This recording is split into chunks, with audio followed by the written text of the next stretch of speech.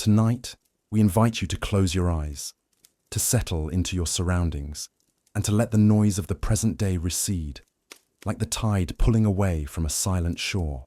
We are going to travel back in time, not to a field of battle, nor to a moment of great discovery, but to a place of quietude, of structure, and of profound stillness.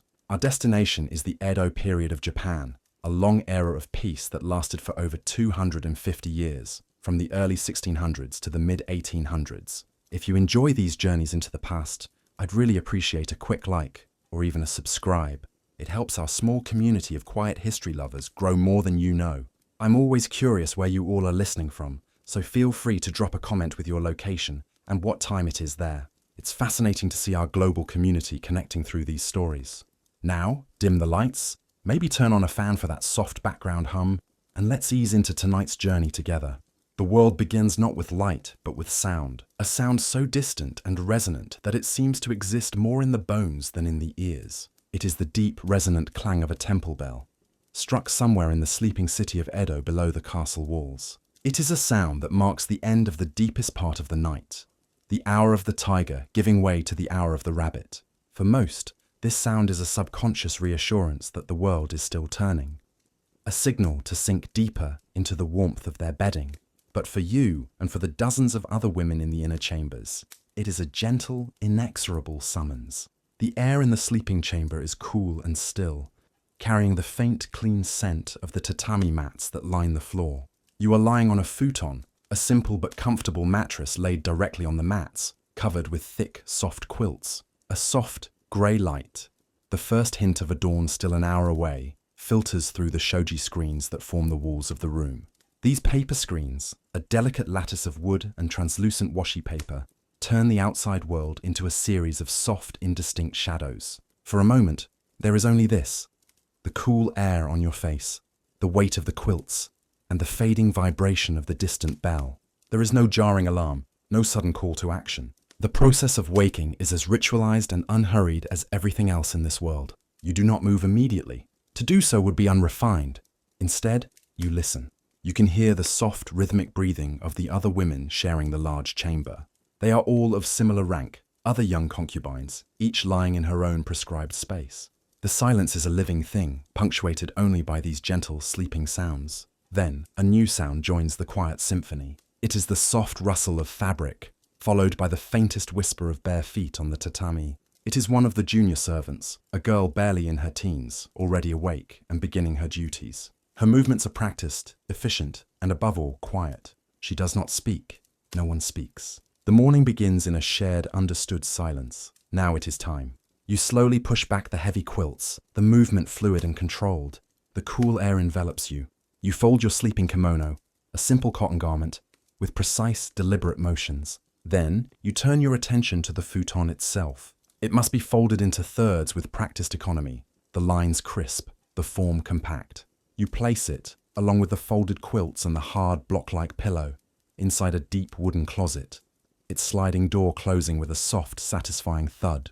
The room is now transformed. What was a communal bedroom moments ago is now an empty, open space, ready for the day's activities. The rhythm of their lives is one of transformation, of spaces that serve multiple purposes, of impermanence and order. You join the other young women, a silent procession moving out of the chamber. Your bare feet make almost no sound on the polished wood floors of the corridor. The wood is dark, almost black with age and constant polishing, and it feels cool and smooth beneath your soles. The air here is different, carrying the faint, sweet, sharp scent of hinoki wood from the great structural pillars, and the even fainter, almost undetectable scent of old incense, seeped into the very grain of the building over decades. The only light comes from the paper-covered lanterns, or andon, placed at long intervals. Their glow is soft and warm, casting long, gentle shadows that seem to dance and sway as you move past. Your destination is the washroom. This is not a private space, but another communal one, yet the strict hierarchy of the inner chambers governs all interactions. Senior concubines, those who have been in the daimyo's favor longer or who hold more influence, are attended to first. You and the others of your rank wait patiently, your posture erect, your hands folded neatly before you, your gaze lowered, to stare, to fidget, to sigh. These would be unforgivable breaches of etiquette. So you wait, observing the calm, efficient work of the servants. They bring basins of cool water, sometimes scented with the petals of jasmine or chrysanthemum, giving it a subtle, clean fragrance. Small, soft cloths are used for washing. Everything is gentle. When it is your turn, the ritual is simple and quick. The water is a refreshing shock, waking your senses slowly. There is no soap as we would know it, but rather bags of rice bran, which produce a milky, soothing liquid when wet, used to polish and soften the skin.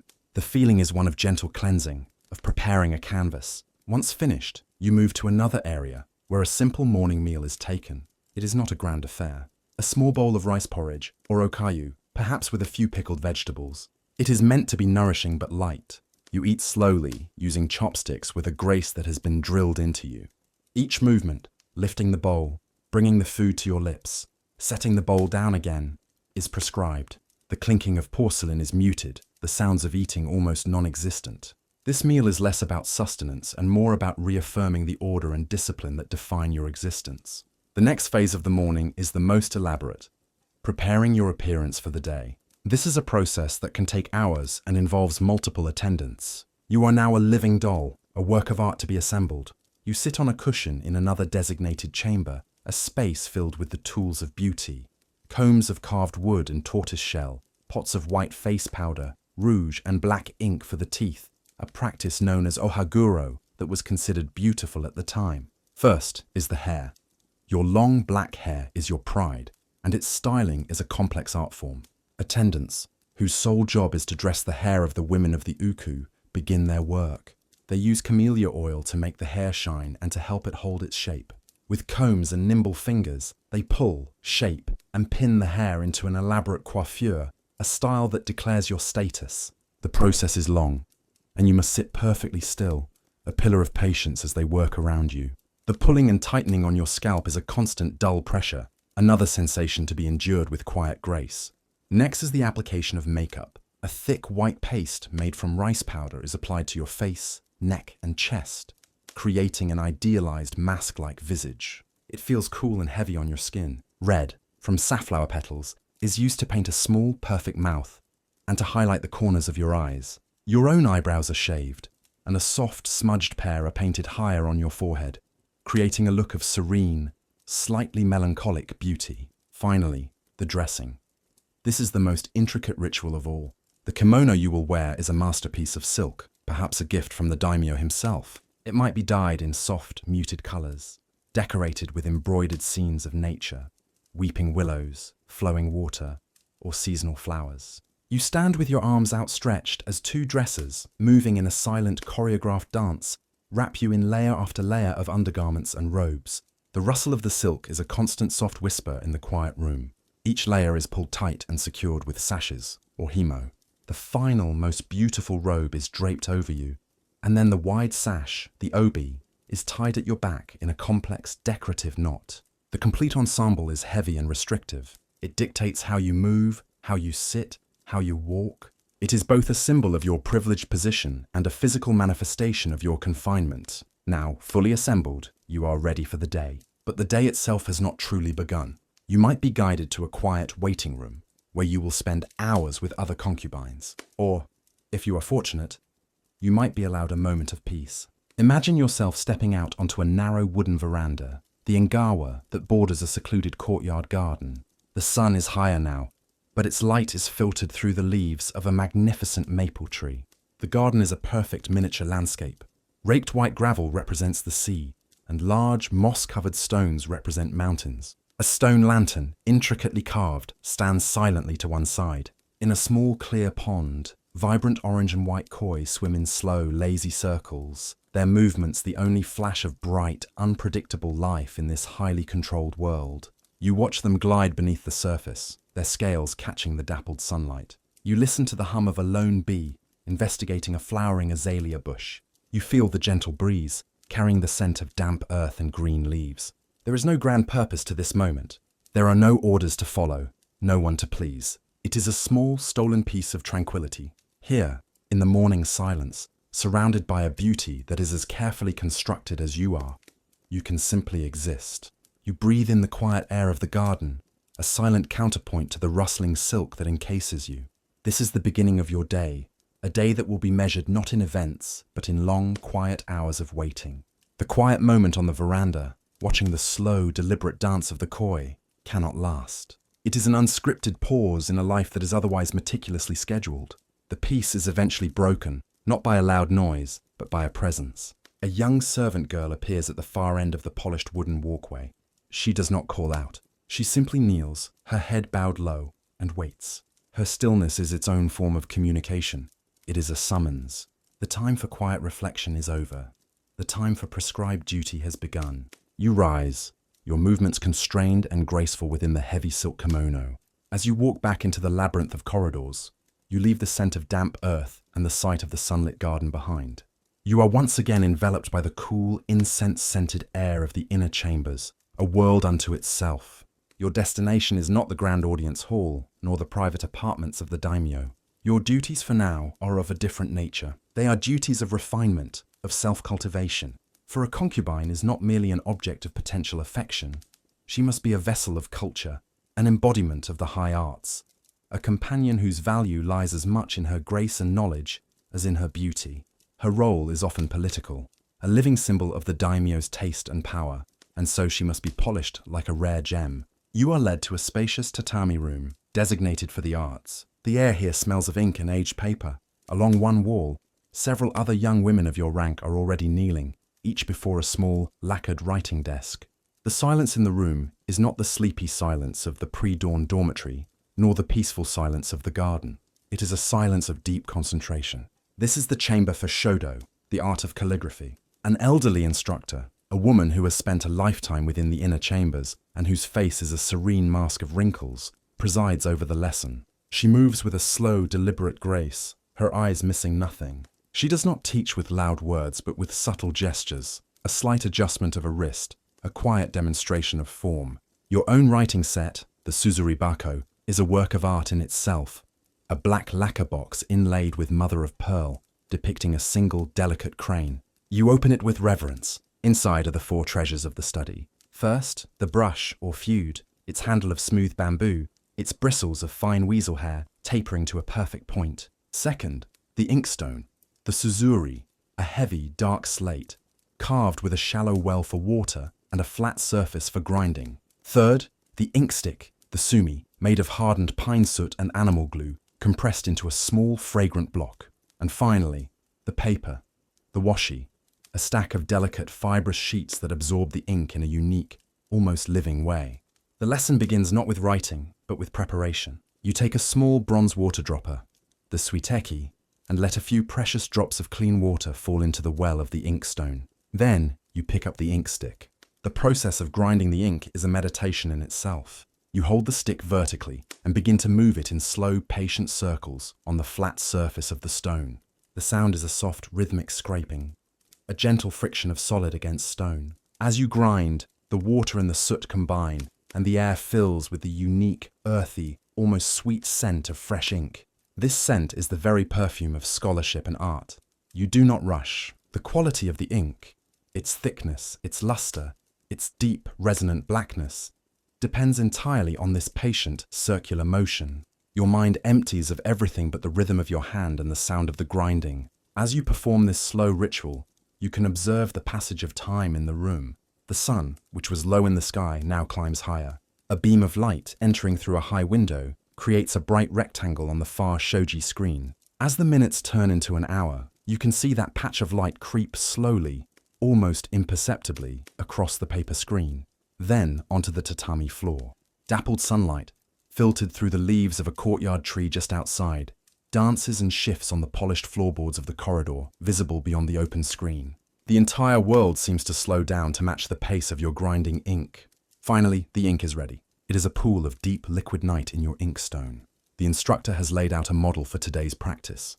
A single character, or kanji.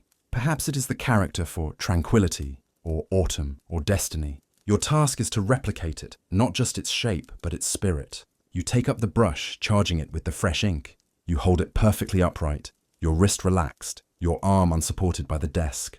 Your breathing must be controlled, your mind focused. The first stroke is a moment of pure commitment. The soft bristles touch the delicate paper, and the black ink blossoms onto the surface. You pull the brush down, the stroke varying in thickness as you apply and release pressure. There is no erasing, no going back. Each stroke is final. The paper is unforgiving. You fill sheet after sheet. Each attempt is a quiet conversation between you, the brush, the ink, and the paper. For every perfect fluid line, there are a dozen that are clumsy, hesitant, or misshapen. But the goal is not to create a masterpiece.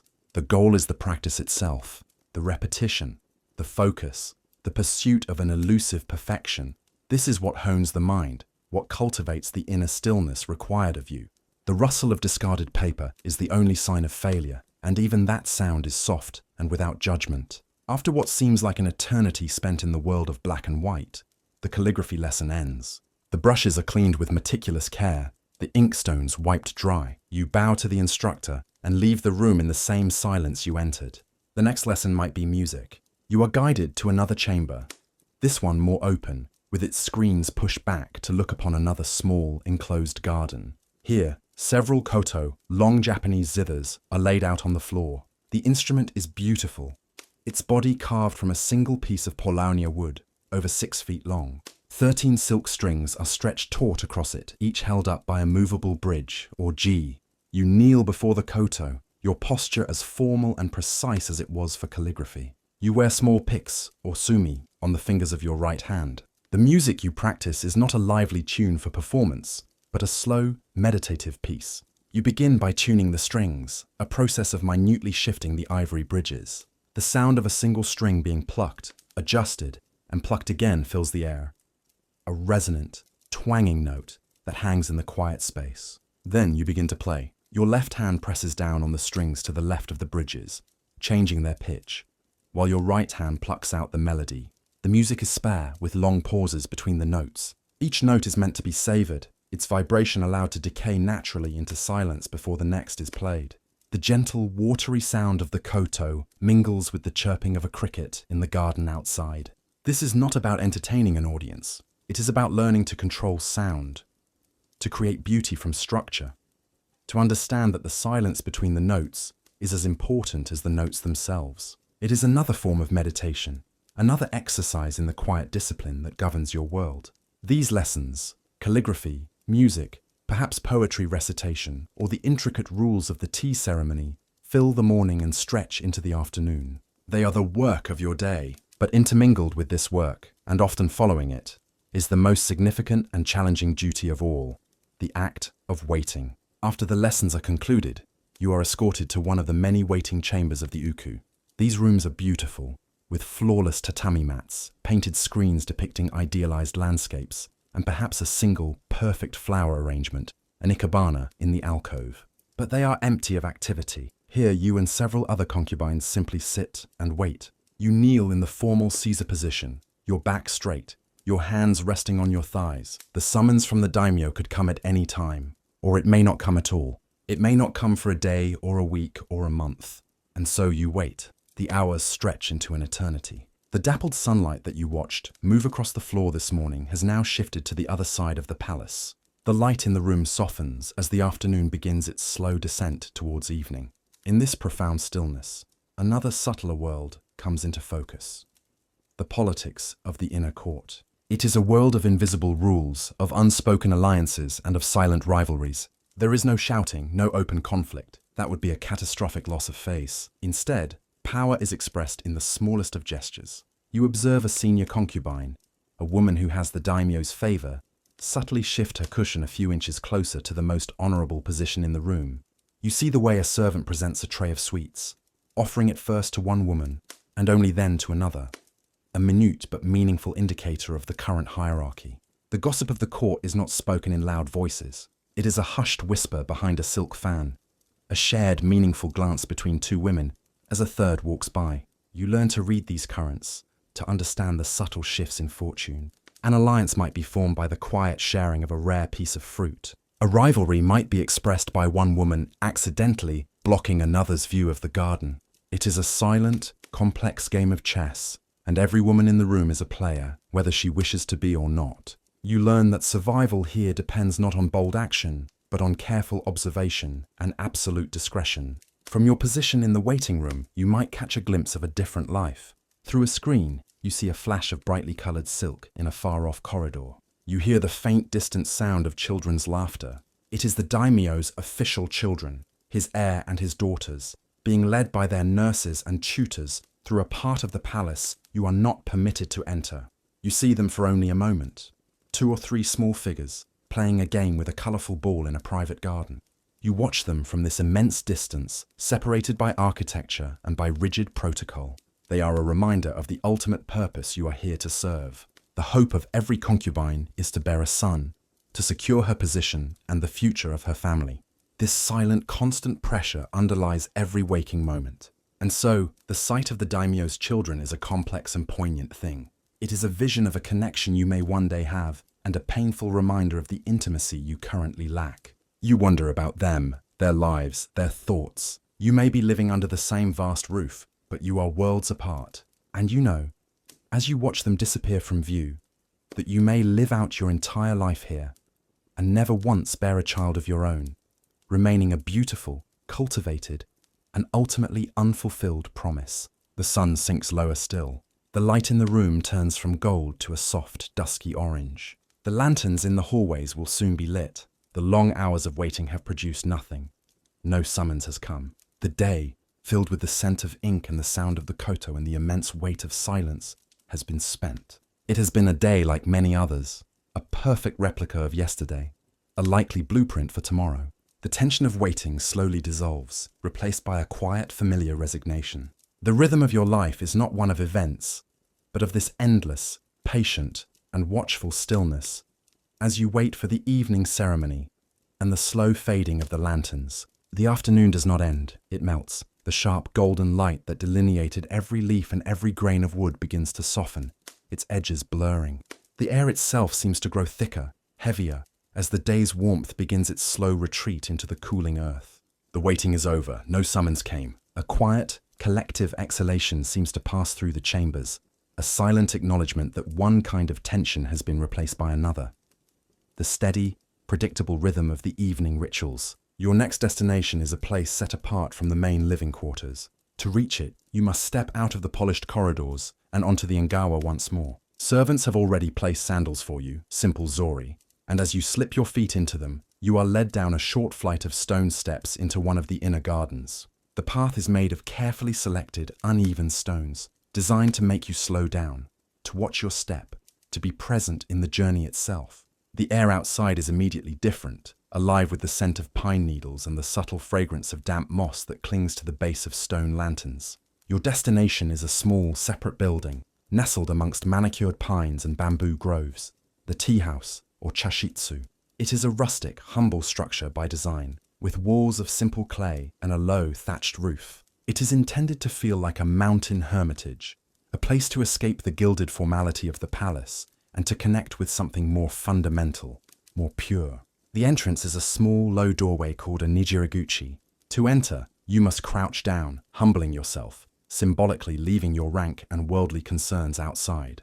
Inside, the space is small and intimate, perhaps only 4.5 tatami mats in size. The light is dim, filtered through paper windows that face away from the setting sun. The room is almost entirely empty, stripped of all non-essentials. There is no grand art, only a simple scroll hanging in the alcove, the tokonoma. It might depict a single brushstroke, a mountain peak shrouded in mist, or a line of poetry. Beneath it sits a single, perfect camellia in a simple bamboo vase. The beauty is in the sparseness, in what has been intentionally left out. Today you are not the host but a guest. The host is one of the more senior ladies of the inner chambers, a woman renowned for her mastery of chado, the way of tea. You and 2 other women kneel, your movements slow and deliberate, finding your place on the mats. A profound quiet settles over the room, broken only by a single soothing sound. It is the sound of water boiling in an iron kettle, the kama, which rests over a small sunken hearth in the floor. Inside the hearth, a few pieces of charcoal or sumi glow with a deep, steady heat. You can hear the faintest crackle as the charcoal burns, a sound that is both warm and comforting. The ceremony begins. The host enters, carrying the tea utensils with an almost impossible grace. Each object is a treasure. The ceramic tea bowl, the chawan, rustic and imperfect in its shape, the bamboo tea scoop, the chashaku, carved by a master's hand. The tea caddy, or natsume, made of gleaming lacquer. She purifies each tool with a silk cloth, the fukusa, in a series of slow, precise, and hypnotic movements. There is no wasted motion. Every fold of the cloth, every turn of the wrist has been practiced thousands of times until it has become an extension of her own quiet spirit. You watch, your mind emptying. There is nothing to do but observe this slow, unfolding ballet. She scoops the powdered green tea, the matcha, into the bowl. Its color is a vibrant electric green. She ladles hot water from the iron kettle into the bowl, the steam rising in a soft, ethereal cloud. Then she takes the bamboo whisk, the chasen, and begins to whip the tea. The sound fills the small room, a quick, frothy whisper, as the fine tines of the bamboo move rapidly against the ceramic. In moments, the tea is transformed into a thick, frothy brew, like liquid jade, with a perfect foam on its surface. The bowl is presented to the first guest. She receives it with a bow, rotates it in her hands so as to not drink from its decorative front, and then raises it to her lips. As a junior guest, you will be served last. When the bowl is finally prepared for you, you feel its warmth seep into your palms. It is a grounding, earthy warmth. You bow, take a sip. The taste is strong, slightly bitter at first, but it gives way to a complex, vegetal sweetness that lingers on the palate. You drink in 3.5 sips, as is prescribed, the final sip a slightly louder one to signal that you have finished. The ceremony is not about quenching thirst. It is about shared presence, about finding a moment of harmony and tranquility in a world of rigid structure. When the ceremony is over, you exit the tea house through the same low door, bowing once more to the humble space. As you step back out into the garden, you realize the world has changed. The sun has finally set. The sky above is a deep velvety indigo, and the last vestiges of daylight cling to the western horizon. The air is cooler now, carrying the first hints of evening dew. And along the winding gravel paths, a transformation has occurred. The stone lanterns are now aglow. Servants have already made their rounds, lighting the wicks of the oil lamps within, and their warm, orange light now pushes back against the encroaching darkness. The light flickers and dances, casting long, moving shadows from the pine branches. You can hear the distant, muted sound of their geta, their wooden sandals, crunching softly on the gravel of a faraway path as they complete their work. From somewhere unseen, carried on the gentle evening breeze, comes the faint, clinking music of a bamboo wind chime, a sound as clear and random as a drop of water. This is the most beautiful time in the palace, a brief, magical interlude between the structured duties of the day and the formal obligations of the night. But it too is fleeting. It is time for the evening meal.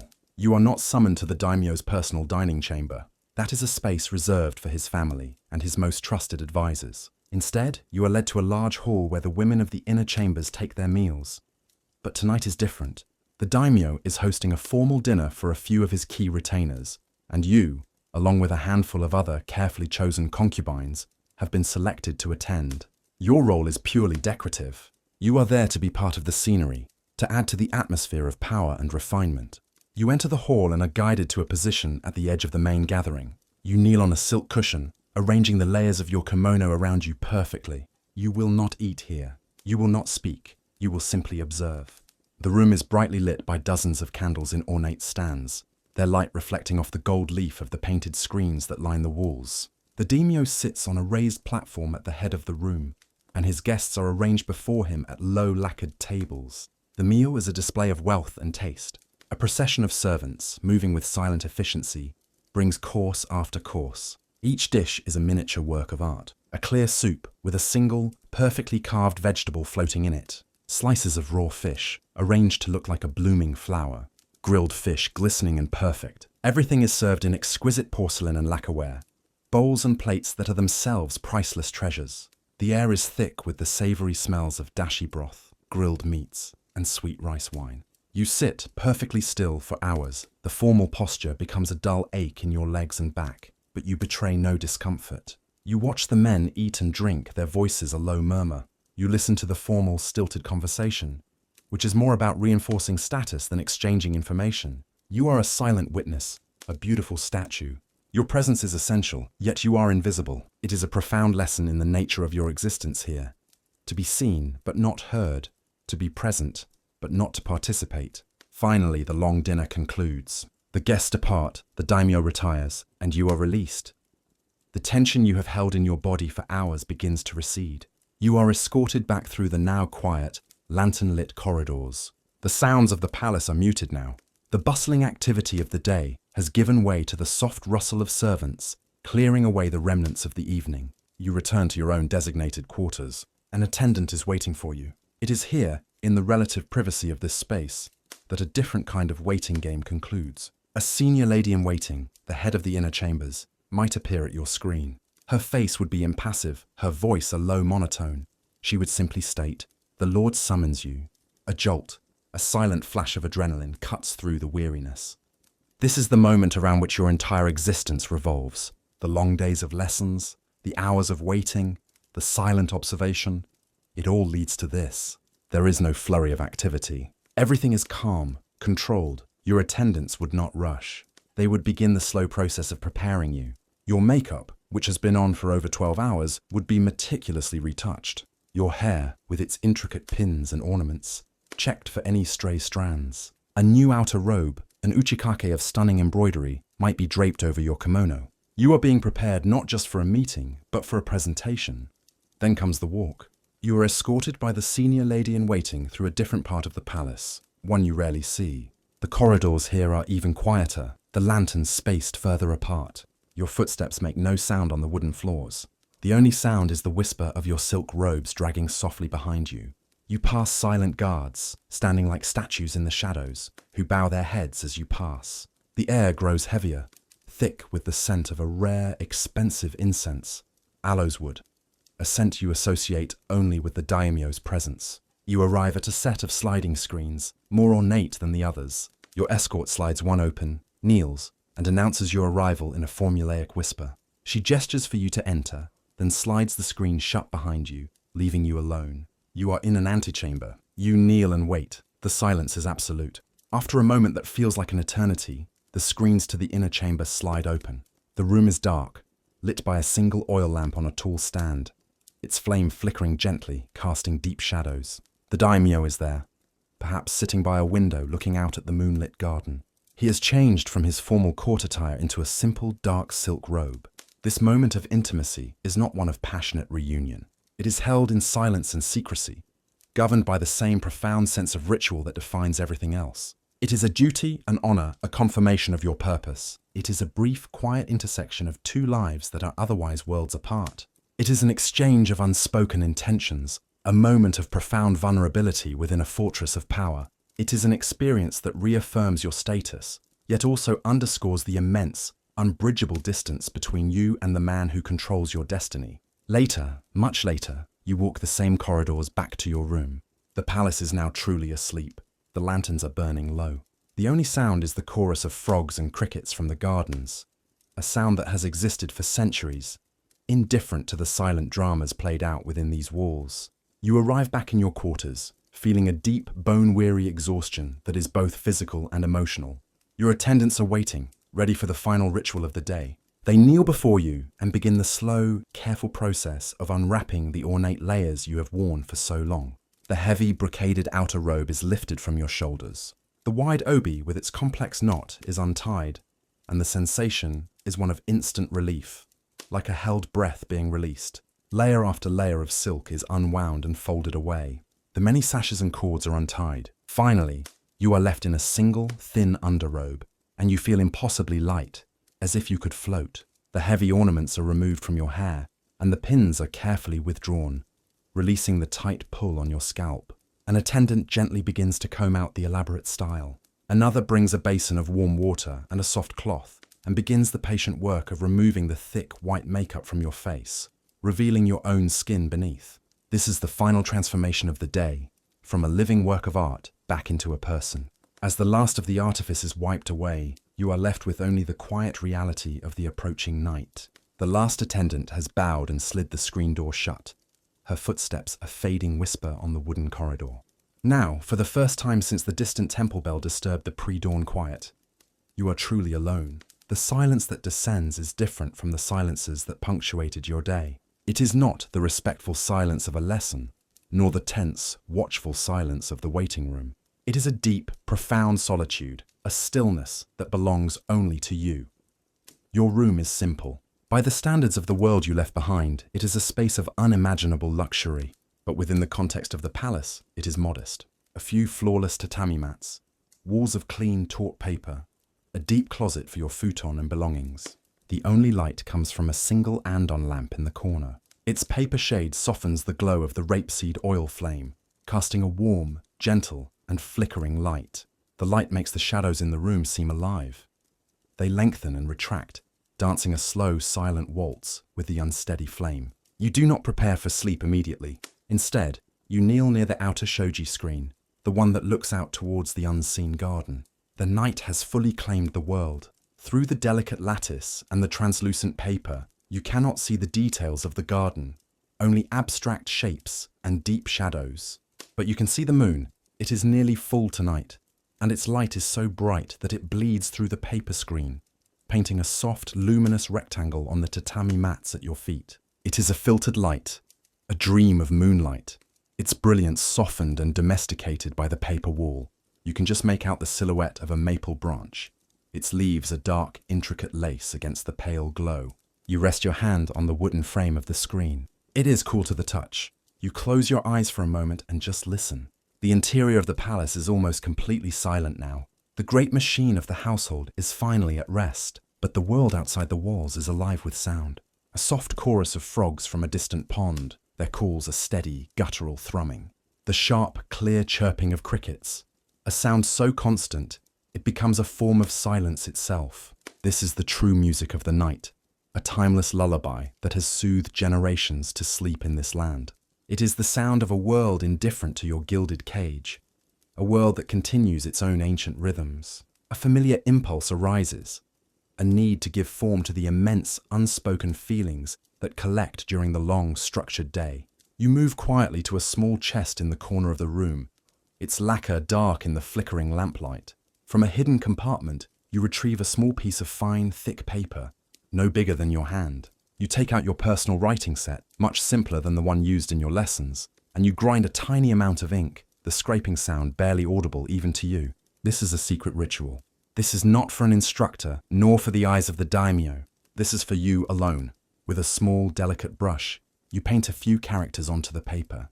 It is a haiku, a tiny vessel for a vast feeling. Tonight you might write, Shoji no tsuki, kage wa eda no enari, ware wa kege no kege. Moon on the paper screen. The shadow is a picture of a branch. I am the shadow of a shadow. You stare at the characters, the ink still wet and gleaming in the lamplight.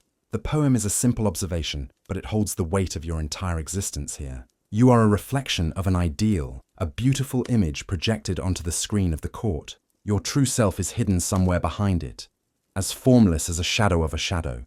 You will not keep the poem. To be discovered would be a breach of the unspoken rule against private, unguarded expression. After the ink has dried, you will hold it over the lamp's flame until it catches, and you will watch it curl into a black, fragile ash in a small ceramic bowl, your thoughts turning to smoke and disappearing into the night air. The act of writing, of remembering yourself, inevitably draws your mind further back, past the gates of the castle, past the bustling city of Edo, to the provincial town you once called home. Gazing at the soft glow of the moon on the floor, you remember another moon, the same moon, viewed not through a paper screen, but through the open window of a noisy, crowded farmhouse. You remember the scent of wood smoke and pickled daikon, so different from the refined, scentless air of the palace. Your memory is not a clear narrative, but a collection of sensations. You remember the rough, calloused hand of your father, and the sound of his laughter, a loud, unrestrained sound that would be unthinkable here. You remember the perpetual worried frown on your mother's face as she stirred a pot over the hearth, and the sudden, brilliant smile that would transform her features when she saw you. You can almost feel the weight of a younger brother, asleep on your back as you worked. His small, rhythmic breaths, a warm comfort. You were sold to the palace. It was an honor, your family was told, a great opportunity. They received a sum of money that would change their lives, that would ensure your siblings would eat well and have medicine when they were sick. You remember the day you left. You remember the feeling of the rough, homespun clothes you wore for the last time. You remember your mother's final embrace, the way she clung to you, her tears silent, her body trembling. You were told to be dutiful, to bring honor to the family, You have tried. You have learned the etiquette. You have mastered the arts. You have worn the silk. But as you kneel here in the quiet darkness, a painful question surfaces, one you push down during the day. Do they remember you? Not the idealized version of you they might imagine, a princess in a golden palace, but the girl who climbed trees and had dirt under her fingernails. Do they still talk about you? Does your father mention his daughter at the castle? Does your mother still weep in secret, as you do now? You imagine them gathered around their own dim lamp, their lives moving forward, seasons changing, your absence becoming a dull, permanent ache, or worse, a fading memory. The tension between your duty to them and your deep personal longing for a life you can never reclaim creates a quiet, sorrowful vibration deep within your soul. It is the central, unresolvable conflict of your life, and it only has space to breathe in these dark, solitary hours. Slowly, you let the memories recede. They are too heavy to carry into sleep. You rise, your limbs stiff from kneeling. The day has been long, and your body feels the strain of it. The hours of sitting in formal posture, the weight of the kimono, the constant low-level tension of being observed. It is finally time to rest. You slide open the closet door, the sound a soft rumble in the quiet room. You pull out your futon, the same one you folded away so many hours ago. You lay it on the tatami mats, the thick cotton feeling cool and welcoming. You arrange your pillow, a simple block filled with buckwheat husks that rustle softly as you move it. The process is simple, personal. Unlike the morning, there are no attendants, no prescribed rituals. This is just for you. Before you extinguish the lamp, you take one last look around the small room, at the dancing shadows and the soft rectangle of moonlight on the floor. Then, with a small pair of metal tongs, you snuff the wick. The flame sputters for a second and then vanishes, plunging the room into a deep, velvety darkness. The only light now is the faint, ethereal glow from the moon outside. A light your eyes slowly adjust to. You slip under the thick quilt, the fabric cool against your skin. You lie on your back and take a slow, deep breath, and then another. The ever-present chorus of the frogs and crickets seems to grow louder in the darkness, a comforting, constant presence. You can feel the tension in your shoulders and back finally begin to dissolve. The ache in your legs from hours of kneeling begins to fade into a dull, distant throb. The intricate web of court politics, the memory of the daimyo's chamber, the bittersweet ache of your past, it all begins to feel distant, less urgent. Your thoughts begin to drift and fray at the edges. The image of the koi in the morning pond merges with the memory of your brother's face. The sound of the koto blends with the crackle of the tea ceremony charcoal. Your mind is letting go, releasing its grip on the day.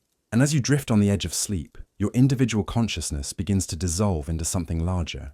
You are one woman in one room in a vast castle. But in the room next to yours, another woman is listening to the same cricket song. And down the hall, another is turning in her sleep, dreaming of her own distant home. You are one of thousands of women who have lived and slept and dreamed within these walls over the centuries. Your quiet breath tonight joins the chorus of countless breaths that have come before. Your silent hopes and sorrows are echoes of theirs. You are becoming one more quiet voice in the long, winding corridors of history, your personal story dissolving like a drop of ink in the great dark river of time.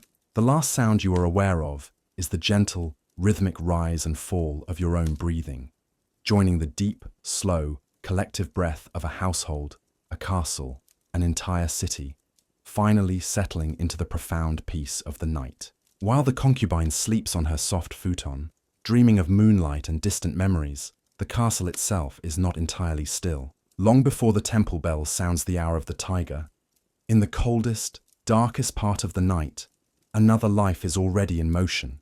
This life does not begin with the rustle of silk, but with the shiver of cold against a thin cotton sleeping robe. Let us follow a young servant girl, perhaps named Kinu, though her name is rarely used.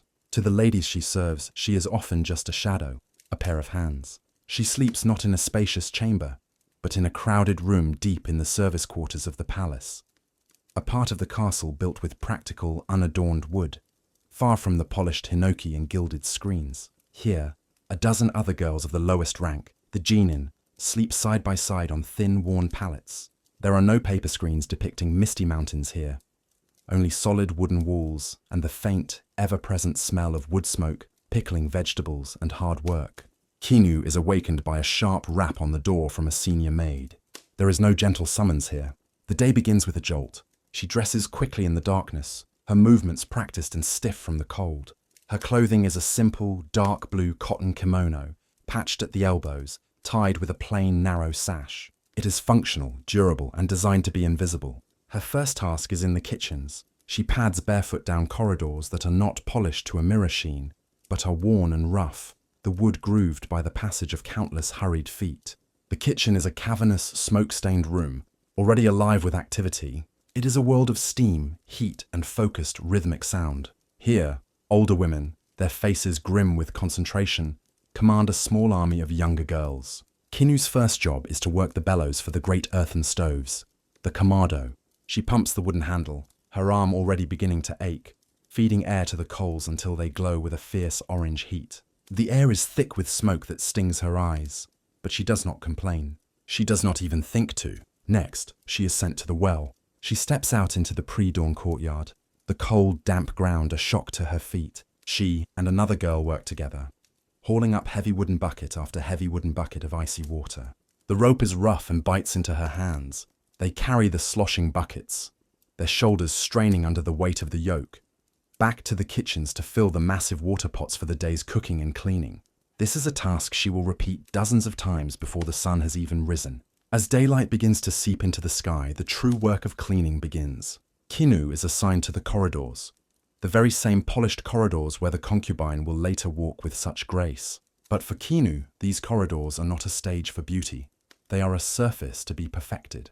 She takes a soft, damp cloth, and on her hands and knees, begins to wipe the floorboards. She must move in long, even strokes, always with the grain of the wood. A senior maid follows behind, inspecting her work. A single smudge, a mist speck of dust, will earn a sharp rebuke.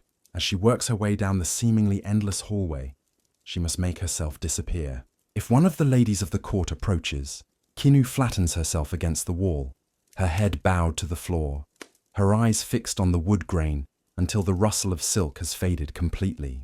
She learns the hierarchy of the palace through sound, the soft, almost silent passage of a high-ranking concubine, the slightly heavier, more purposeful step of a senior lady-in-waiting, the hurried, shuffling steps of another servant. She learns to be less than a shadow, a creature of the floorboards and the walls. Later in the morning, while the concubine is practicing the elegant art of calligraphy, Kinu is in the laundry area, a damp, steamy outbuilding. Here, she pounds clothes against a stone with a wooden mallet, the rhythmic percussive sound echoing in the damp air. She scrubs away stains with rough brushes and harsh lye, her hands raw and red in the cold water. She handles priceless silk robes with the utmost care, her stomach tight with the fear of causing a tear or a pull in the delicate fabric. Then, she hauls the heavy wet laundry out to hang on long bamboo poles, her arms aching from the effort. Her midday meal is taken quickly, standing in a corner of the kitchen. It is a ball of cold rice and perhaps a few scraps of pickled vegetable, eaten in a few bites. There is no ritual here, only fuel for the work that is still to come. In the afternoon, while the concubine is enduring the long, silent hours of waiting, Kinu is assigned to lamp duty. She goes from room to room, collecting the Andan lamps. She carefully trims the wicks, cleans the residue from the paper shades, and refills the small dishes with fresh rapeseed oil. It is a meticulous, oily job. Her fingers, already sore from the laundry, become stained with soot. She then begins the long process of lighting the hundreds of lanterns that line the corridors and gardens, her small flame a tiny beacon against the approaching dusk. It is she who creates the magical, flickering world that the ladies of the court will admire from their verandas. For her, it is not magic. It is simply a task, one of many in a day that is a long chain of tasks. Her work continues long after the evening meal of the court has been served. While the concubine sits as a silent ornament at the formal dinner, Kinu is in the scullery, washing the endless stream of exquisite porcelain bowls and lacquerware. The water is greasy and cold. She handles each fragile piece with a deep, fearful concentration. To break a bowl would mean a punishment far worse than a simple scolding. Finally, late into the night, when the concubines and ladies have retired, when the daimyo is in his chambers, Kinu's work is done. She returns to her crowded sleeping room, the air thick with the smell of exhausted bodies. She does not have a private moment to write a secret poem or gaze at the moon. Her exhaustion is too complete, too profound. She unrolls her thin palette on the hard floor, the cotton rough against her cheek. Her body is a tapestry of aches. Her arms from the water buckets, her back from polishing the floors, her hands from the lye and the soot. She does not fall into a gentle drift. She falls into a heavy, dreamless abyss of sleep, a darkness born not of peace, but of utter depletion. Her last conscious thought is not of a lost home or an uncertain future, but only of the knowledge that in a few short hours, before the temple bell rings, the sharp rap will come at her door once again, and the entire cycle will begin anew. Her life is the unseen rhythm, the steady, percussive beat of labor that underlies the silent, graceful melody of the world above her. And without her, and the hundreds like her, the song of the inner chambers could not be played. The world of the inner chambers, with its polished wood and paper screens, can feel like a world sealed off from time, a place where one day bleeds into the next with little variation. Yet, even here, the great slow wheel of the seasons turns, and its passing marks the true calendar of life. The changes are subtle at first, perceived not as events, but as shifts in the very quality of the light, the air, and the sounds that drift over the castle walls. Let us begin in autumn, as the chorus of the summer crickets begins to thin, replaced by the sharper, more distinct chirp of a bell cricket, a sound that speaks of cooler nights to come. For the concubine, the change is first an aesthetic one. Kneeling on the veranda, she watches as the uniform deep green of the garden's maple trees begins to be touched by hints of colour. A single leaf turns a brilliant, fiery crimson, then a cluster, then an entire branch, as if a painter were slowly, deliberately dabbing his brush across the canvas of the world. The kimonos stored away in great cedar chests are changed. The light, airy silks of summer are replaced with heavier weaves, the colours deepening from summer's pale blues to the rich tones of the harvest, the deep orange of a persimmon, the muted gold of a saffron robe, the dark purple of a wild grape. Her lessons reflect this change. The calligraphy master sets the characters for autumn mist or falling leaves as the subject of her practice. The koto melodies taught to her are imbued with a gentle melancholy, a mood the Japanese call mono no aware, a poignant awareness of the transience of all beautiful things. The food that appears on the small lacquered trays changes too. The rice is now steamed with sweet, earthy chestnuts. The fish is the rich, oily sanma, grilled to perfection, its scent a hallmark of the season. Autumn in the uku is a season of profound, contemplative beauty, a slow, graceful descent. For the servant girl Kinu, autumn announces itself not with colour, but with a new kind of labour. The relentless daily task of wiping the long wooden corridors now becomes a constant battle. The wind, colder now, carries the very leaves the concubine admires over the walls and into the pristine spaces of the palace. Kinu spends hours on her hands and knees, chasing after a single errant maple leaf that skitters just ahead of her damp cloth. The beauty of the leaves is lost on her. They are simply another form of disorder to be corrected. The water she draws from the well is colder now, making her chapped hands ache. She's put to work with the other servants, stacking the immense reserves of firewood and charcoal that will be needed for the winter, her body straining with the rough, heavy logs. For her, autumn is not a season of poetic melancholy, but one of grim, urgent preparation. The coming cold is not an idea. It is a physical threat to be armed against. Winter arrives not as a gentle transition, but as a sudden, sharp intake of breath. One morning, the world is silent. The usual sounds of the distant city are muffled, and a strange, bright yet soft light fills the rooms. The concubine slides open her shoji screen a few inches and sees that the world has been transformed. A thick blanket of snow has fallen overnight, covering the meticulously raked gravel garden, clinging to the pine branches, and turning the entire landscape into a stark, beautiful, black and white ink-wash painting.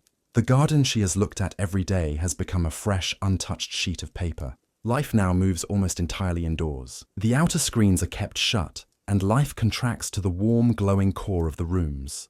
The primary source of comfort is the hibachi, a small ceramic or wooden brazier containing a bed of soft ash and a few perfectly glowing pieces of charcoal. The concubine spends long hours near hers, her hands outstretched to its gentle, radiant warmth. It is a small circle of comfort in a large, drafty world. The silence of the palace deepens in winter. It is a time for quiet, indoor pursuits. for reading the long, scrolling illustrated tales of courtly love from centuries past, for practicing the tea ceremony in the small, warm tea house, for composing poetry about the stark beauty of a bare branch against a grey sky. Winter is a season of serene, pristine isolation. For Kinu, winter is a trial of pure endurance.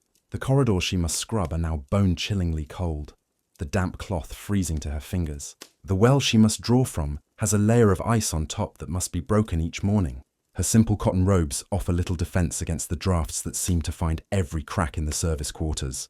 Her greatest duty and her greatest fear is maintaining the hibachi for the ladies. She carries the glowing charcoal in special iron containers, her steps measured, her heart pounding with the terror of tripping or dropping a single precious ember onto the tatami mats. The beautiful snow the concubine admires from her window is, for Kinu, a heavy burden to be shoveled from the essential pathways. Her feet numb inside her thin straw sandals, a deep, painful cold settling into her very bones. Her day is a constant, desperate search for a moment of warmth that never lasts. Then after an eternity of grey and white, a change comes. A subtle shift in the air. A certain quality of light that hints at the sun regaining its strength. The first sign of spring is not a sight, but a scent, carried on the breeze when a screen is opened for a moment. The sweet, sharp, intoxicating fragrance of the the plum blossoms. They bloom while the air is still cold. Brave pioneers of the new season. The mood of the entire inner palace seems to lift, a collective, quiet sigh of relief. The heavy winter robes are put away, and the kimonos of spring appear, dyed in the palest of pinks, soft greens, and the gentle blue of a clearing sky. But the true celebration is reserved for the sakura, the cherry blossoms. When they burst into bloom, their transient, overwhelming beauty captures the court's full attention. A formal blossom viewing party might be held in one of the main gardens. For a brief afternoon, the strict silent hierarchy is softened as the women gather under the blooming trees, composing poems about the fleeting, cloud-like flowers. For the concubine, it is a rare moment of communal aesthetic joy, a reminder of the beauty that exists even within her confined world. For Kinu, the coming of spring means mud. The melting snow and spring rains turn the courtyards into a mire, and she works constantly to keep the dirt from being tracked into the pristine halls. The famed cherry blossom party means days of frantic preparation. She helps polish lacquerware until it gleams. She assists in hanging dozens of paper lanterns from the branches of the trees. She runs endless errands for the senior maids who are organizing the event. The party itself is something she only glimpses from a distance, a flash of bright silk, the sound of a softly plucked koto, a ripple of controlled laughter, as she hurries past on her way to fetch more sake or carry away used trays. The beauty is a performance, and she is one of the unseen stagehands. Summer arrives with a sudden, oppressive weight. The air grows thick with heat and humidity, a tangible presence that makes every movement an effort. The defining sound of the season is the incessant, high-pitched, shimmering drone of the cicadas, a sound that drills into the very skull, rising and falling with the heat of the day. For the concubine, it is a season of elegant endurance. The heavy silk of her robes feels like a cage of heat, sticking unpleasantly to her skin. Her only relief comes from the constant, graceful motion of a painted fan, a small personal breeze that does little to stir the heavy air. Relief also comes in the form of chilled foods, slices of sweet melon, cold noodles, and in the dramatic beauty of an evening thunderstorm, which briefly washes the air clean. The most magical part of summer comes at dusk. On certain warm nights, she might be permitted to sit on a veranda overlooking a dark pond and watch the hotaru, the fireflies. Servants release hundreds of them, and their intermittent, silent green-gold lights drift through the darkness, creating a slow, mesmerizing, and utterly enchanting spectacle. It is a moment of pure living magic, a silent ballet of light. For Kinu, summer is a different form of misery. The great kitchens become a sweltering inferno of steam and smoke. The laundry, heavy with the sweat of the court ladies, is a relentless, punishing task under the hot sun. The humidity means the floors she scrubs never feel completely dry, and her own cheap cotton kimono is perpetually damp. And the magical fireflies the concubine enjoys. It was Kinu, or a girl like her, who spent the hot, sticky afternoon before, wading into the marshy edges of the pond with a silk net, carefully capturing the insects one by one, her arms and legs covered in mosquito bites, to create that moment of magic for others. And so the great wheel turns. The fireflies of summer give way to the bell crickets of autumn. The last maple leaf falls. The first snowflake descends. The first plum blossom opens. The natural world outside the walls is in a constant state of dramatic, beautiful flux. But within the castle, the human rhythm remains the same. The concubine still practices her calligraphy. The servant still scrubs the floor. The senior ladies still hold their silent power. The seasons provide a different backdrop, a different scent, a different quality of light. But the play remains the same. The turning of the year is just a larger version of the turning of the day.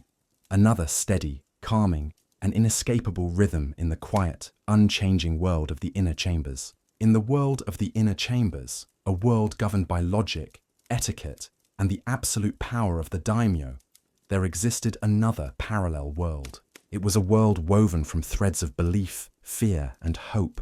A world of spirits, gods, and ghosts that exerted a powerful and very real influence on the lives of every woman, from the highest-ranking consort to the lowliest kitchen maid. This unseen world was not separate from daily life. It was deeply embedded within it, shaping decisions, explaining misfortune, and offering a sliver of agency in a life that otherwise had none. For the concubine, engagement with this spiritual world was, like everything else, a highly refined and structured affair. Her beliefs were a syncretic blend of formal Shinto practices, which honored the native gods, or kami, and the sophisticated philosophies of Buddhism, which offered a path to enlightenment and a framework for understanding karma and reincarnation. These were not abstract ideas. They were part of the architecture of her life. Within the vast grounds of the castle, there would be a small, beautifully maintained Shinto shrine, dedicated to the clan's patron deity. On prescribed days, the concubine, dressed in a specific ceremonial robe, would join a procession of other ladies to visit it. She would perform the ritual of purification, washing her hands and rinsing her mouth at a stone basin. Approaching the shrine's main building, she would bow, clap her hands twice to awaken the kami, and then stand with her head bowed in silent prayer. Her prayers were not desperate pleas, but quiet formal requests for the continued prosperity and protection of the daimyo's house. It was another duty, a spiritual obligation that reinforced the stability of the world she inhabited. Buddhism offered a more personal, contemplative solace. She might have a small, elegant Buddhist altar, a butsudan in her private quarters. It would be a masterpiece of black lacquer and gold leaf. Inside would be a small statue of a bodhisattva, perhaps Kannon, the embodiment of compassion. Each morning she would light a stick of fine incense, its fragrant smoke curling upwards, and offer a small bowl of rice or a single flower. It was a moment of quiet reflection, a way to contemplate the Buddhist teachings on suffering and detachment, ideas that resonated deeply with her own lived experience. The belief in karma provided a certain comfort. The hardships of this life might be the result of actions in a past one, and the patient, graceful endurance of her duties might lead to a more fortunate rebirth. But beneath these formal, sanctioned religious practices lay a deeper, more primal layer of belief, one that dealt with luck, omens, and the hungry ghosts of the past. The uku, with its long history of births, deaths, and intense emotional dramas, was considered a place thick with spiritual residue. It was a place that was easily haunted. Every unexplained creak of a floorboard at night, every sudden cold draft in a warm room, could be interpreted as the passage of a yurei, a lingering spirit. Perhaps it was the ghost of a former concubine who had died in childbirth, or a lady-in-waiting who had taken her own life after falling from favor. These stories were not told loudly. They were whispered from woman to woman, behind decorated fans, in the dimly lit corners of waiting rooms. They were cautionary tales, reinforcing the importance of proper conduct and the dangers of unchecked ambition or sorrow. To navigate this unseen world, the women relied on a complex system of fortune-telling and superstition. Auspicious and inauspicious days, determined by complex almanacs, dictated everything. One would never start a new endeavor, such as beginning lessons on a new koto piece, on an unlucky day. A lucky direction was determined each day, and a woman might subtly shift her kneeling cushion to face that way, hoping to attract good fortune. Omens were seen everywhere. A spider seen in the morning was a sign of good luck, and it would be gently captured and released outside. A spider seen at night, however, was a bad omen, a potential harbinger of thieves or ghosts, and it would be swiftly killed. If a string on a koto snapped during practice, it was a sign of impending misfortune. If a tea bowl cracked during a ceremony, it was a deeply unsettling event, suggesting a disturbance in the harmony of the house. These were not seen as mere accidents, but as messages from the unseen world, ripples on the surface of reality that hinted at deeper currents. For the servant girl Kinu, this world of spirits and fortunes was even more immediate and terrifying. Lacking the philosophical cushion of high-minded Buddhist doctrine, her beliefs were more visceral. She knew the ghost stories not as cautionary tales, but as simple, terrifying facts. She would hurry through certain corridors at night, her heart pounding, convinced it was the haunting ground of a wronged spirit. She would avert her eyes from the dark, gnarled pine tree in the far corner of the garden, which was said to be home to a mischievous tengu, a long-nosed goblin. Her superstitions were practical and deeply ingrained. She would never sleep with her head pointing north, as that was how the dead were laid out for their funerals. She would carefully hide her thumbs if she heard a funeral procession passing outside the castle walls, believing that spirits could enter the body through the thumbnails. She clung to small, cheap charms, or omamori, bought from temples in the city on her rare days off. A small embroidered silk bag might be pinned to the inside of her robe, containing a prayer for protection from traffic accidents or a charm to ward off sickness. These were not just trinkets, they were her only spiritual armor in a dangerous world. The line between the worlds of the seen and unseen could blur dramatically during certain events. The festival of Obon, held in the middle of summer, was a time when the spirits of the ancestors were believed to return to the world of the living. For the ladies of the court, it was a time for solemn family remembrance, but in the service quarters, it was a time of heightened fear and vigilance. Lanterns were floated on the castle moats to guide the spirits back to the other world, and Kinu would watch them go, praying that no lost or malevolent spirit would choose to stay behind. When sickness swept through the inner chambers, as it often did, it was rarely seen as just a medical issue. It was a spiritual crisis. Priests might be brought in to perform purification rituals, chanting sutras and scattering salt to drive out the malevolent spirits or oni believed to be causing the illness. Kinu might be tasked with preparing special offerings of sake and rice cakes to placate an angry local deity who was thought to have been offended. Sickness was a sign that the delicate balance between the human world and the spirit world had been disturbed, and restoring health required restoring that harmony. In this way, the unseen world provided a kind of shadow government to the uku. While the daimyo's word was law, the pronouncements of a trusted fortune teller could subtly alter the course of events. A concubine's visit to the lord might be postponed if the day was deemed unlucky. A journey might be rerouted to avoid an inauspicious direction. The placement of a new flower arrangement could be dictated not just by aesthetics, but by the principles of feng shui or fusui to ensure the proper flow of spiritual energy. This pervasive belief system served a crucial human need. In a life of profound powerlessness, where every action was dictated by others, superstition offered a small measure of control, a way to influence fate. Choosing to act or not act based on an omen, carrying a charm, whispering a prayer, these were small acts of personal agency.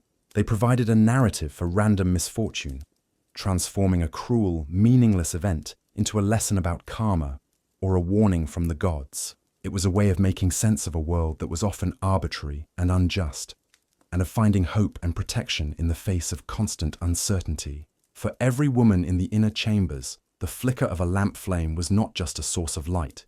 It was a companion in the darkness, a fragile shield against the vast unseen world that was as real and as present as the polished floor beneath her feet. The same temple bell that summons the concubine from her sleep also marks the beginning of the daimyo's day, but his waking is not to a world of shared, silent ritual among peers. It is to a solitude of absolute authority. He wakes alone in his private chambers in the outer castle. The omote, a realm of governance, martial discipline, and masculine power. The air here does not smell of quiet incense and camellia oil, but of aged wood, ink, and the faint metallic scent of polished armor that hangs, silent and decorative, in the corner of the room. His morning rituals are as prescribed as the concubine's, but they are rituals of power. Attendants, all male samurai of trusted families, enter with practiced, silent deference. They assist him in his washing and dressing, not in layers of vibrant silk, but in the stiff, formal robes of his rank. A kamishimo, with its distinctive, stiffly starched, wing-like shoulders. The fabric is somber, the colors muted. It is a uniform of responsibility, designed not to display beauty but to command respect. His breakfast is a simple, nourishing meal, but it is taken alone or with a single, high-ranking advisor. The conversation is not idle chatter. It is a quiet briefing on the day's pressing matters. While the concubine waits for her day to be decided for her, the daimyo's day is a relentless series of decisions that will affect the lives of tens of thousands. The first duty of the day is the formal audience. He walks through corridors that are wider and more imposing than those of the inner chambers. The wood is dark, the ceilings high. He does not walk barefoot. He wears formal tabby socks. He enters the grand audience hall, the Hiroma, a vast open space with a raised platform at one end. Here, he takes his seat, a single figure elevated above all others. Before him, kneeling in perfectly straight rows on the tatami mats, are his senior vassals. They are the heads of the great samurai families who owe him their allegiance. Their heads are bowed low, their bodies rigid with formal respect. The silence in the room is heavy, charged with power and protocol. One by one, they are called forward to deliver reports. The reports are not dramatic tales of battle, for this is the great peace of the Edo period. They are mundane, the dry reality of governance. A vassal reports on the progress of repairs to a bridge in a distant village. Another gives a detailed account of the autumn rice tax collection. His voice a steady, emotionless drone as he recites figures for granary storage and rice bale counts. A third presents a petition from a merchants' guild regarding market regulations. The daimyo listens, his face an impassive mask. He asks a few quiet questions, his voice calm and low, yet each word carries immense weight. He makes a ruling with a subtle nod or a single decisive phrase. The process is slow, methodical, and deeply ritualized. It is a performance of stability, a public reaffirmation that the domain is orderly, that its lord is in control. When the long, formal audiences are concluded, his work is far from over. He retreats to his private study, a smaller, more practical room filled with scrolls, maps, and writing materials. Here, he meets with his council of elders, the Karo, a handful of his most trusted and often oldest advisors. Here, the rigid formality is relaxed, but only slightly. The discussions are the true, difficult work of ruling. They might unroll a map of the domain and discuss a border dispute with a neighboring lord, a matter that must be handled with exquisite diplomatic care to avoid escalating the issue and drawing unwanted attention from the shogun's government in Edo. They review the reports of spies who monitor not only rival domains, a constant low-level game of chess, but also the mood of the populace within their own lands. A rumor of peasant unrest over a new tax, a spike in the price of salt, a samurai family that seems to be living beyond its means. All these small details are pieces of a vast, complex puzzle he must constantly solve. He spends hours reviewing ledgers, balancing the domain's budget, a delicate act of allocating stipends to his thousands of samurai retainers, funding public works, and paying the immense, mandatory expenses associated with his required attendance at the shogun's court in Edo. The pressure is immense. A single miscalculation could lead to financial ruin or political instability. In the afternoon, his attention may turn from matters of paper and ink to matters of sinew and steel. He might proceed to the castle's dojo, the training hall for the martial arts. The air here is different again. It smells of sweat, wood, and a kind of focused energy. He stands on a raised platform and watches his samurai practice. The sharp, explosive shouts or kiai echo in the hall, punctuated by the loud, sharp crack of bamboo practice swords, shinai striking armor. He watches young men engage in the fierce, controlled violence of kenjutsu. Yet, he and everyone else in the hall knows that this skill will almost certainly never be used in a real battle. The long peace has turned the samurai from a class of warriors into a class of administrators. Their training is now as much a ritual as the tea ceremony, a way of maintaining discipline and tradition, a performance of the warrior spirit that is the foundation of their identity. The daimyo watches, his expression unreadable, perhaps reflecting on the irony of commanding an army that will never fight, whose greatest struggle is not with a foreign enemy, but with boredom and a lack of purpose. It is in the quiet moments between these duties that his thoughts inevitably turn towards the uku, the inner chambers. To an outsider, the uku might seem like a private indulgence, a world of pleasure set apart from the serious business of governance. But the daimyo knows the truth. The uku is not a separate world. It is the very heart of his political strategy. All of his work, The tedious audiences, the stressful budget meetings, the maintenance of a standing army, is about securing the future of his domain, his house, his lineage. And that future depends entirely on one thing: a healthy male heir. Without an heir, his death would create a devastating power vacuum. His senior vassals would begin to scheme. Rival families would plot to place their own distant relative in power. And the domain could descend into the very infighting and chaos that the Tokugawa shogunate was created to prevent. A succession crisis could attract the unwelcome intervention of the shogun, who might see it as an excuse to seize or reduce the daimyo's domain. Therefore, the quiet, secluded world of the inner chambers is, in his mind, the most critical department of his government. The beautiful, refined concubine is not just a companion. She is a vessel for the future. His visit to her chambers is not an act of passion, but an act of statecraft, as calculated and important as signing a treaty. The pressure he feels in his study, poring over maps and ledgers, is the same pressure that the concubine feels as she waits in silence for his summons. His burden of responsibility is directly connected to her burden of expectation. Her potential pregnancy is not a private joy. It is a public, political event of the highest importance. As evening falls, his duties finally wind down. He might share a quiet meal with his heir, if he has one, the conversation a stiff lesson in future responsibilities, or he might play a game of Go with a single trusted advisor. They sit opposite each other, the carved wooden board between them, placing their black and white stones with quiet concentration. The game itself is a perfect metaphor for his life, a silent, strategic battle of territory and influence, where a single misplaced stone can lead to an irreversible collapse. Later, truly alone, he might stand on a high balcony, looking out over the tiled roofs of his castle town below. He sees the thousands of faint lights from the homes of his subjects, each one a life he is responsible for. His solitude is not the solitude of confinement, like the concubines. It is the profound, isolating solitude of ultimate power. The weight of his world, the world outside the screens, rests entirely on his shoulders. And he knows that the key to holding it all together lies hidden away in the quietest, most secluded chambers of his castle, in the silent hopes and patient stillness of the women who wait within.